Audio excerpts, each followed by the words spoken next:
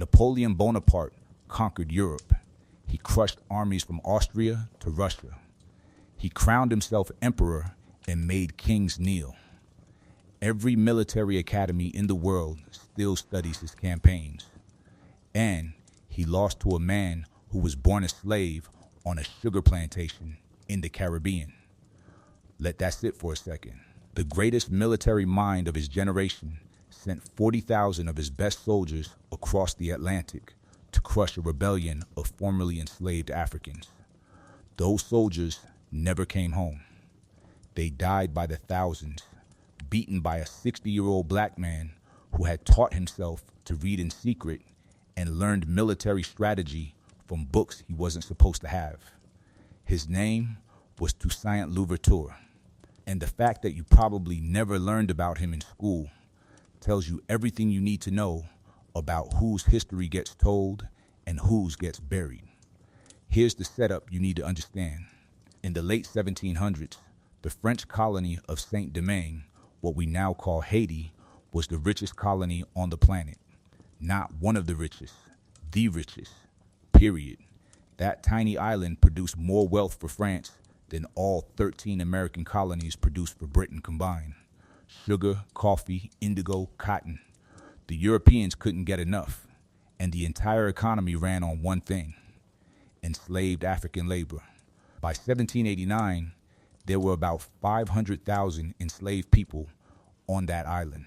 500,000, working in conditions so brutal that the average life expectancy after arriving from Africa was 3 to 5 years. They worked people to death and then just bought more. The whole system was designed for maximum extraction and minimum humanity, and France sat back and counted the profits. Now think about what that means. 500,000 people in chains, watching their labor and rich people who considered them property, watching their families torn apart, watching their children born into the same nightmare. And every European power, France, Britain, Spain, they all looked at Saint-Domingue and saw a machine that printed money. They didn't see human beings. They saw investments. They saw sugar. They saw profit margins. What they didn't see was a revolution coming. What they didn't see was Toussaint. Toussaint Louverture was born around 1743 on a plantation called Berta in the northern part of Saint-Domingue. His African name was likely connected to the Arada people of what is now Benin. He was born into slavery, which meant he was property from his first breath. But something was different about Toussaint. His father, according to some accounts, was the son of an African chief, a man who carried himself with dignity even in chains.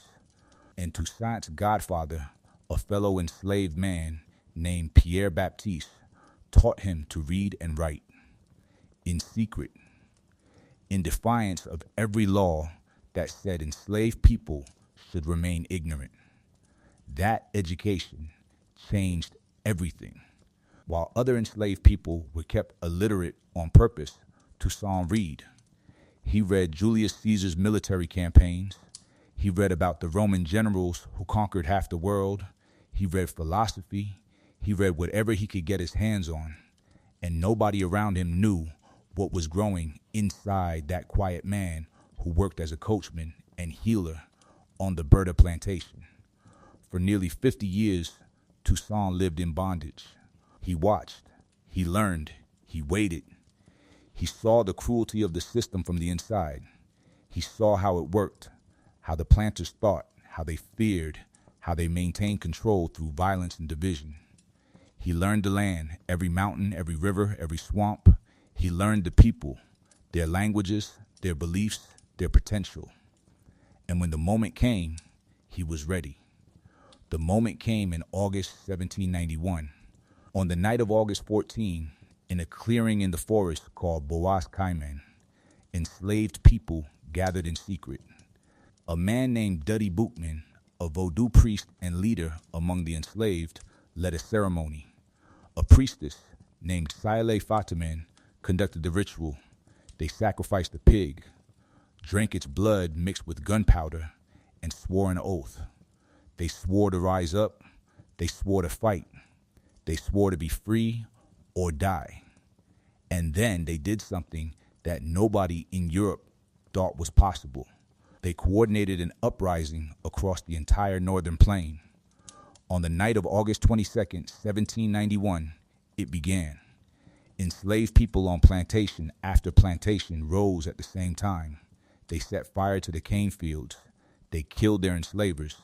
They took weapons and formed into fighting units. Within days, over 100,000 enslaved Africans were in open rebellion. The northern plain was a sea of fire. Smoke could be seen from ships 100 miles out at sea. The planters fled to the cities. Some were caught, some were executed.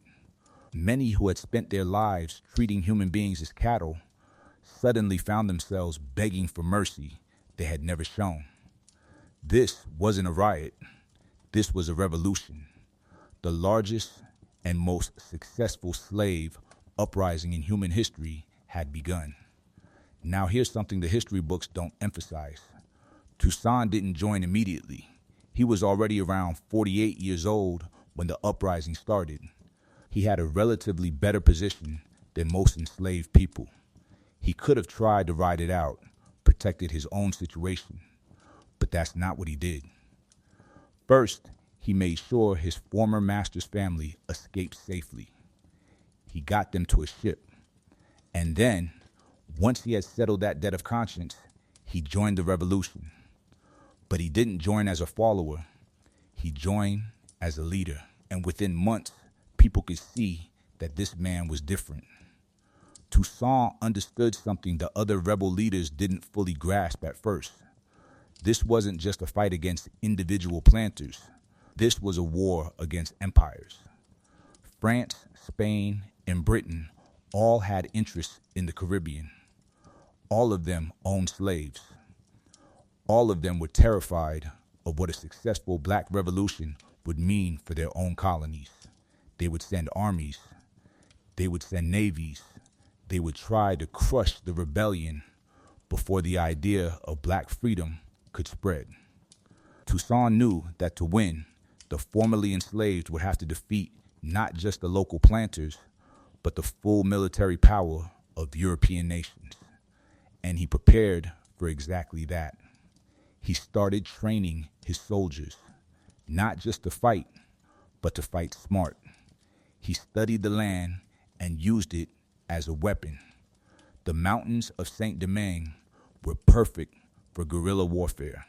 Small units could ambush larger forces, then disappear into terrain that European soldiers didn't understand.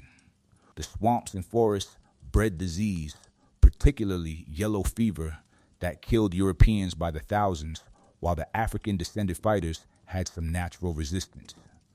Toussaint turned these advantages into strategy. He made the island itself an ally in the war for freedom. But Toussaint wasn't just a warrior. He was a diplomat. He was a politician. He was a chess player working a board that stretched across the Atlantic. Now, we'll see how he played France, Spain, and Britain against each other, switching sides when it served his people, defeating European armies that had never lost to a nine. White force and rising to become the undisputed ruler of the richest colony in the Americas, all while the slaveholding world watched in horror, realizing that everything they believed about black inferiority was a lie. Toussaint Louverture wasn't just fighting for his own freedom. He was proving that freedom itself was possible. And that made him the most dangerous man in the Western Hemisphere. By 1793, Saint-Domingue was chaos. The enslaved had risen, but the war was far from over. France was in the middle of its own revolution. The king had been executed. The new French Republic was fighting enemies on every border. And three empires, France, Spain, and Britain, were all trying to take control of the most valuable piece of land in the Caribbean. For most people, this would have been overwhelming. For Toussaint, it was opportunity. Here's the situation.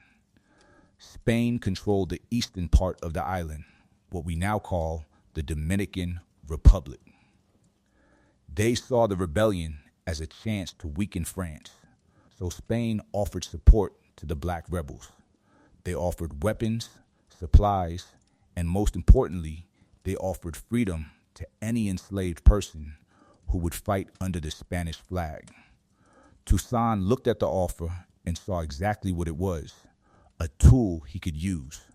He joined the Spanish forces, not because he trusted Spain, not because he believed Spain actually cared about black freedom, but because Spain was offering resources that his people desperately needed. For a time, Toussaint fought under the Spanish crown, and he fought brilliantly. Within months, Toussaint had gathered an army of several thousand formerly enslaved soldiers. He won battle after battle. He captured territory. He proved that a force of black soldiers, properly trained and properly led, could stand against European regulars. Spanish commanders were impressed. French planters were terrified. And Toussaint watched everything carefully, waiting for the moment to make his next move. That moment came in 1794. In February 1794, the French Republic did something revolutionary. The National Convention in Paris abolished slavery in all French colonies. This wasn't charity, it was desperation. France was losing control of Saint-Domingue. The black rebels were winning. And the French commissioners on the ground, particularly a man named Le Felicit Santonax, realized that the only way to keep Saint-Domingue French was to bring the black population onto France's side. So they freed them. Officially, legally, every enslaved person in French territory was now a citizen. Toussaint saw the proclamation and made a decision that shocked everyone. He switched sides. Overnight, he abandoned Spain and joined the French Republic. Why? Because France had abolished slavery. Spain hadn't. Spain was still running slave colonies. Spain had offered Toussaint personal freedom, but they had no intention of freeing his people permanently. France, at least on paper, had done what Toussaint had been fighting for. And Toussaint understood that paper mattered. Laws mattered. If abolition was written into French law, it would be harder to reverse. So he threw his army behind France and turned his guns on his former Spanish allies. The Spanish were stunned. They had armed and supplied Toussaint, and now he was using those same weapons against them. Within months, Toussaint had pushed Spanish forces back across the island. He captured key positions. He proved that he was not just a rebel leader, but a general who could execute complex military campaigns. The French Republic promoted him. By 1795, he was a brigadier general in the French army. A man born into slavery was now an officer in one of the most powerful militaries on earth. But the war wasn't over. Britain wanted Saint-Domingue too. The British had invaded in 1793, landing troops on the western coast and occupying several port towns. They planned to seize the colony, restore slavery under British control, and add Saint-Domingue's wealth to their empire. They expected an easy conquest. After all, they were fighting against former slaves. How hard could it be? They had no idea what was coming. Toussaint turned his attention to the British, and what followed was one of the most humiliating defeats in British military history. The British army was not prepared for what Toussaint threw at them. He used guerrilla tactics, striking British positions at night, cutting supply lines, then vanishing into mountains the British couldn't navigate. He used the climate itself as a weapon. European soldiers arrived in their wool uniforms, carrying diseases they couldn't shake, drinking water their systems couldn't handle. And then came the fever. Yellow fever devastated the British forces. Soldiers who had survived battles against Napoleon's enemies, dropped dead within weeks of landing in Saint-Domingue. The mosquitoes didn't care about military training. The fever didn't respect rank. Officers fell alongside privates. Entire regiments were reduced to a handful of survivors. And every time the British tried to push inland, Toussaint's forces were waiting. They knew every trail, every ambush point, every escape route. The British were fighting blind in a land that was killing them faster than any enemy they had ever faced. By 1798, Britain had lost over 25,000 soldiers in Saint-Domingue, 25,000.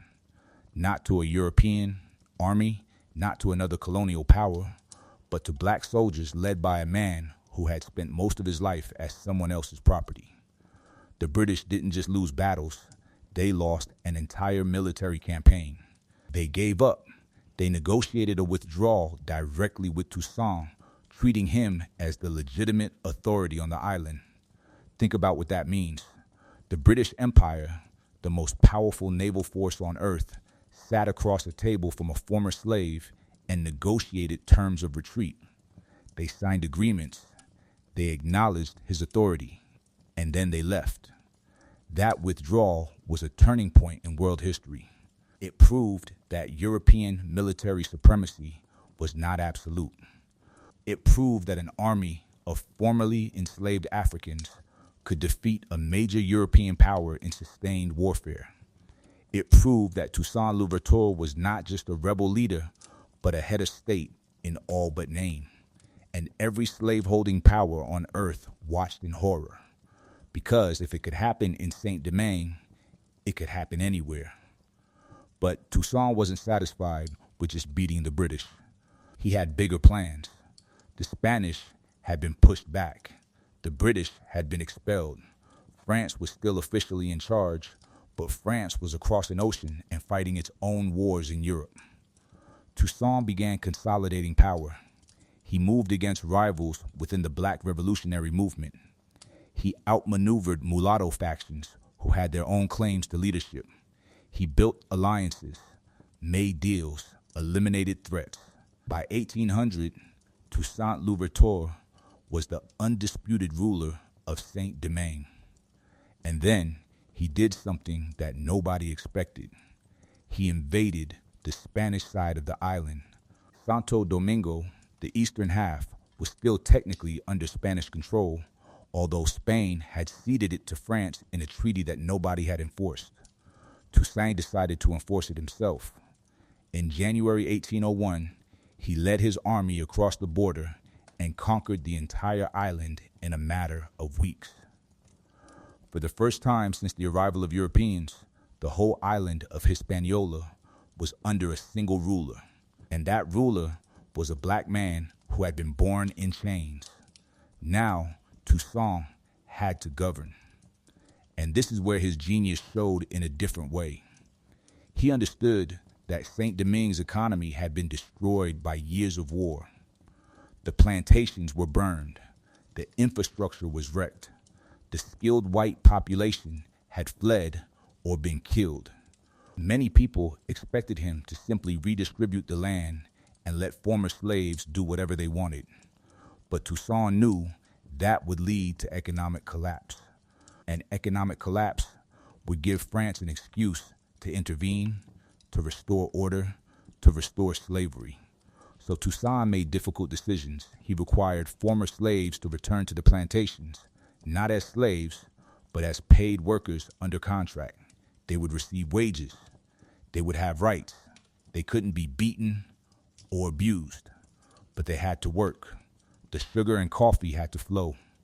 The economy had to function. Many of his own people resented this. They had fought for freedom, and now Toussaint was telling them to go back to the fields. But Toussaint saw further than they did. He understood that a functioning black governed state was the ultimate proof that freedom worked.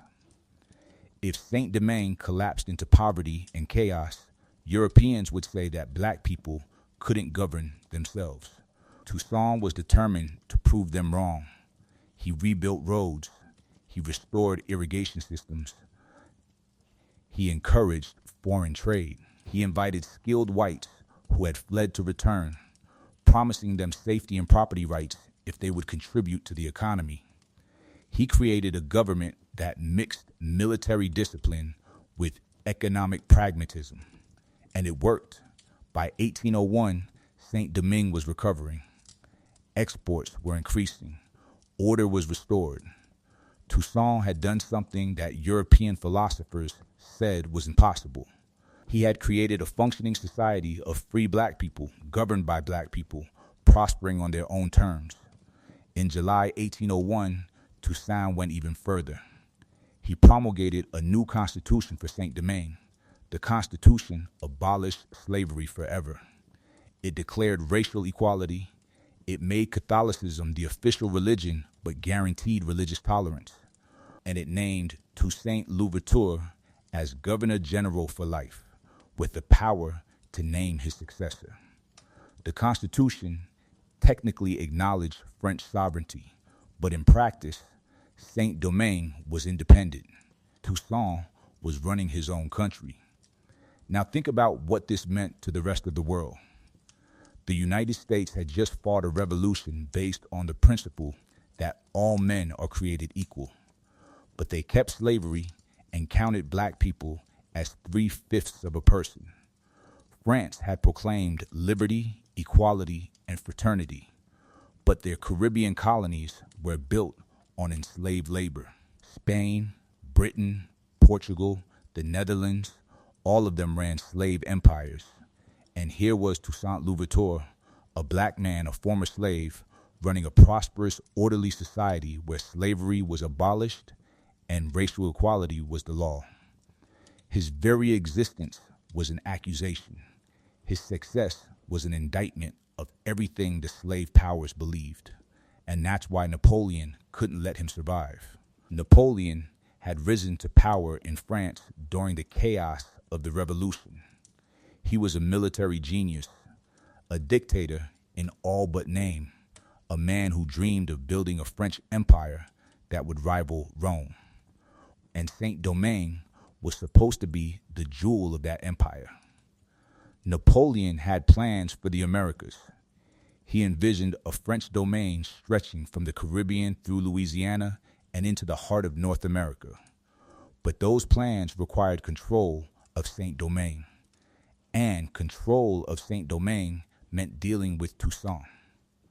Napoleon's wife, Josephine, came from a slave-owning family in Martinique. The colonial lobby in France was powerful, wealthy, and furious about what had happened in Saint-Domingue. They wanted their property back. They wanted their slaves back. They wanted revenge. And they whispered in Napoleon's ear constantly, "Restore the old order. Crush the rebellion. Show the world that France would not tolerate black independence." Napoleon listened. And in 1801, as soon as he had secured peace in Europe, he turned his attention across the Atlantic. Napoleon assembled an expedition unlike anything France had ever launched. Over 20,000 soldiers sailed with the initial fleet. Eventually, the number would grow to nearly 40,000. The commander was Napoleon's own brother-in-law, General Charles Leclerc. The mission was officially to restore French authority. The secret orders, shared only with the highest commanders, were darker. Restore slavery, eliminate the black leadership, deport or execute anyone who resisted. Napoleon wanted Saint-Domingue back exactly as it had been before the revolution, and he wanted Toussaint Louverture dead. The fleet arrived in early 1802. It was the largest naval force ever sent to the Western Hemisphere. When Toussaint saw the ships on the horizon, he understood exactly what was coming. He reportedly said, "We must all perish. All France has come to Saint-Domingue." He knew the odds. He knew what Napoleon wanted. But he also knew something Napoleon didn't. He knew the land. He knew the fever. He knew his people.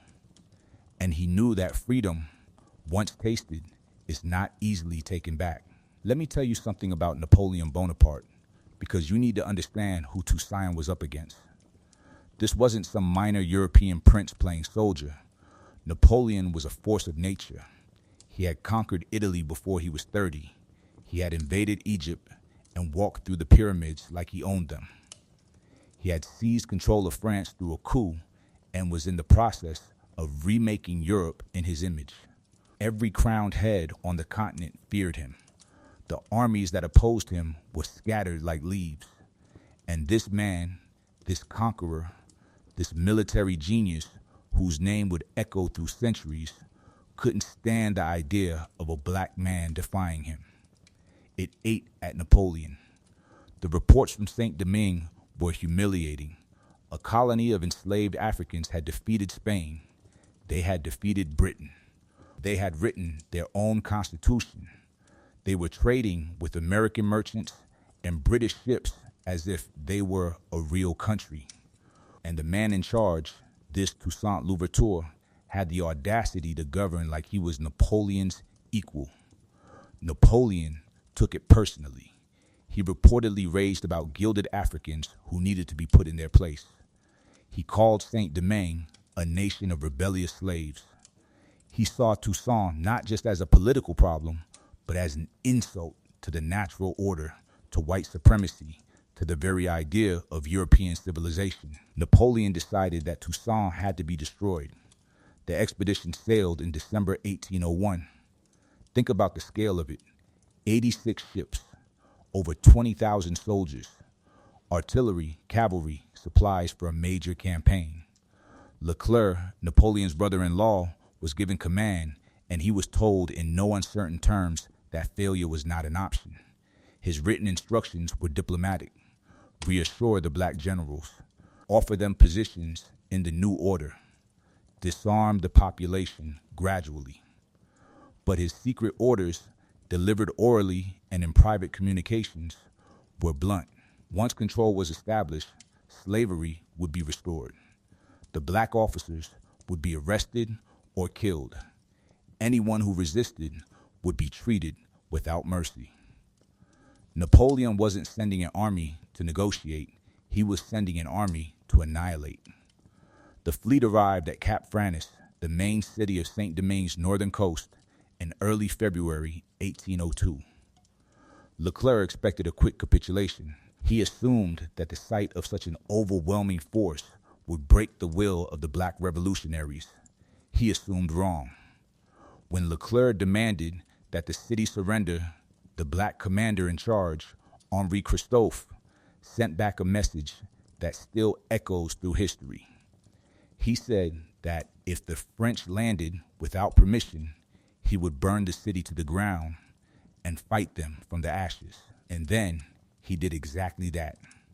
Christophe set fire to Cap Franis, the city that had been the jewel of the colony, the Paris of the Antilles, went up in flames.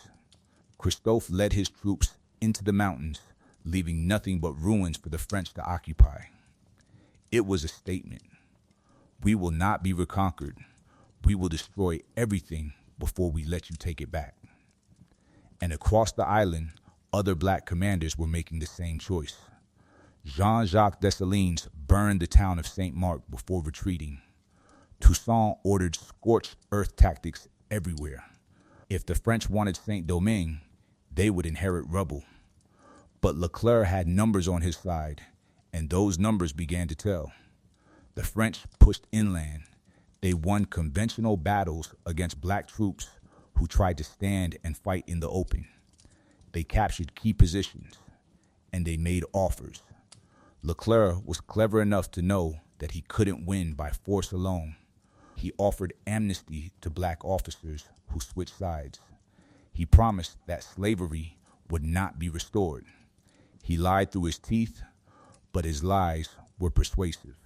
And slowly, some of Toussaint's commanders began to defect. Christophe switched sides first in early April 1802. The man who had burned Cap Franis accepted a position as a general in the French army. Then, Dessalines, Toussaint's most ferocious commander, the man who had burned Saint-Marc, he switched too. Within weeks, Toussaint's coalition was fracturing. His best generals were now wearing French uniforms. His army was shrinking, and Leclerc was tightening the noose. Why did they defect? Some were tired of war. Some believed Leclerc's promises. Some calculated that fighting was hopeless and survival meant submission. And some, perhaps, thought they could wait out the French, rebuild their strength, and fight again later. Dessalines, in particular, was not a man who surrendered easily. But in the spring of 1802, with French troops flooding the island and Toussaint's forces scattered, switching sides looked like the only realistic option. Toussaint himself held out longer than anyone. But by May, his position was impossible. His army was reduced to a few thousand guerrillas. His generals had abandoned him. Leclerc controlled most of the island, and so Toussaint negotiated.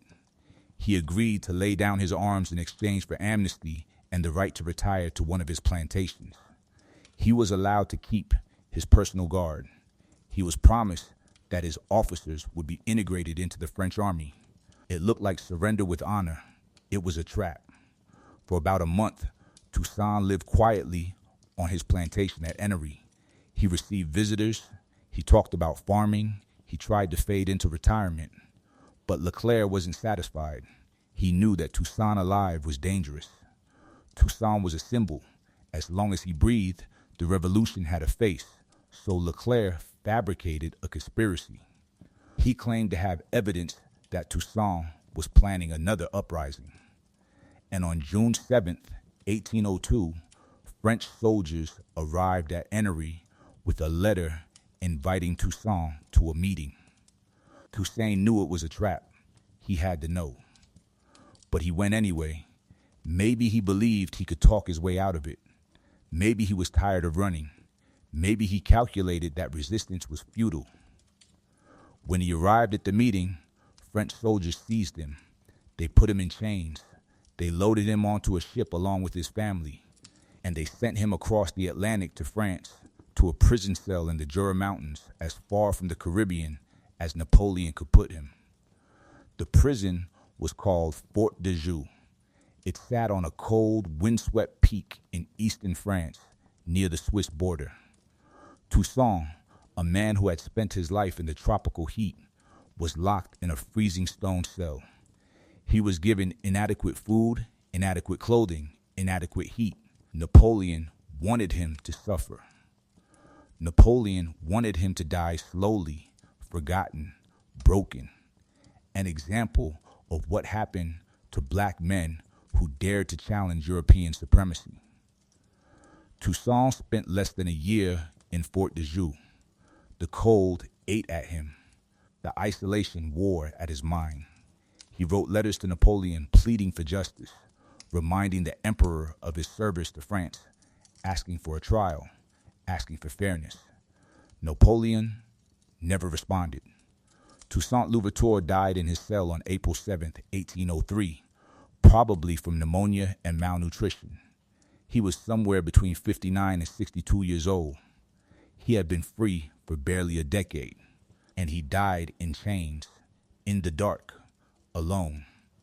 But before he died, Toussaint said something that proved he understood more than Napoleon ever would. According to accounts, Toussaint declared, "In overthrowing me, you have done no more than cut down the trunk of the tree of black liberty in Saint-Domingue. It will spring back from the roots, for they are numerous and deep." Napoleon thought he could kill an idea by killing a man. He was wrong. The roots were already spreading, and the tree was about to grow back stronger than ever. Because while Toussaint was dying in that frozen cell, something was happening in Saint-Domingue that Leclerc never anticipated. The generals who had switched sides, Christophe and Dessalines and the others, they started hearing rumors.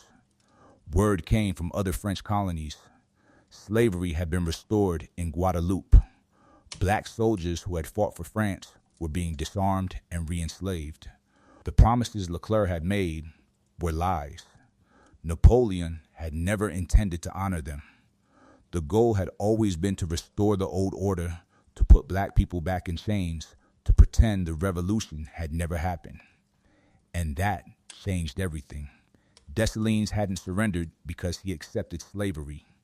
He had surrendered because he believed the promises. When he learned the truth, when he understood that France planned to enslave his people again, he made a different choice. In October 1802, Dessalines and Christophe switched sides again. But this time, they weren't just fighting for Toussaint's vision. They were fighting for survival. They were fighting with the fury of men who had been betrayed. And they were fighting to finish what Toussaint had started.